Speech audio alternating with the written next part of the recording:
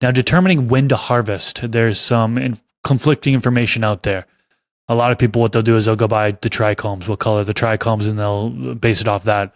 Other people, I say more old school folks, are just looking at the stigmas or the hairs on the plant. What way do you go about it? One of those or something else? Yeah, I go with the trichome gland head. I don't like the hairs or the stigma approach because they tend to turn red and dry out at various times, and typically a little earlier than peak harvest. And also, don't rely on what it says on the seed package. If it says 60 days or 65 days, you may have had a week or two of delays along the way, or recovery time from transplants and things that might affect that. There's lots of things that can affect harvest time. So I would go with a loop or a magnifying glass of some kind.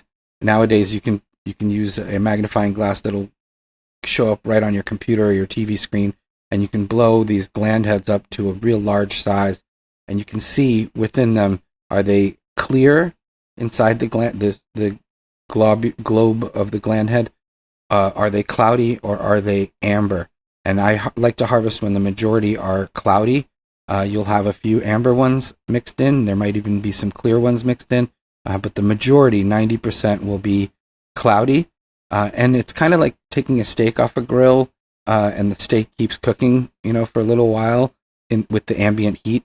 A plant will continue to ripen after harvest. So you can go in a week after you've cut the plant down and started drying it and take a look at those gland heads, and you'll see more amber heads as the plant's maturing even after you've cut it down.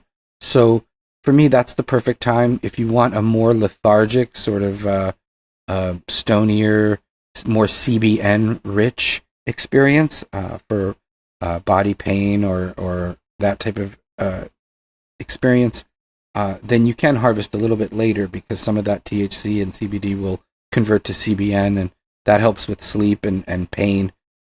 So there's different reasons to harvest late. A lot of hash makers like to harvest a little early because it gives them a lighter colored product, which they seem to think sometimes is more desirable. But yeah, ultimately, I like to harvest when the inside of the gland head itself is primarily cloudy.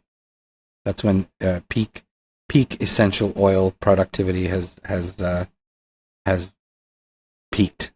I'm the same way as you, mostly cloudy, maybe a little bit of amber in there. I'm really glad you brought up the point of that the trichomes continue to ripen even after harvest.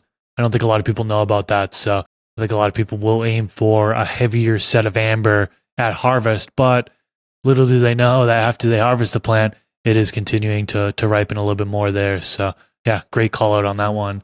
This clip is brought to you by VivoSun. Use discount code MrGrow15 to save on any of their gardening products. Go to the full episode by clicking the outro card here, or click the link in the description section below.